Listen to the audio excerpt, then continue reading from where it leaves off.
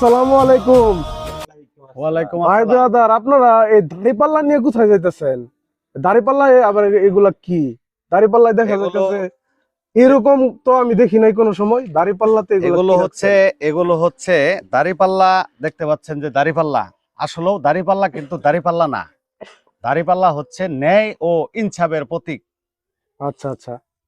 তো এখন যেই বিষয়টা সেটা হচ্ছে যে ওই আমার ভাতিজা আলামিনের বিড়ালটা খুবই অসুস্থ।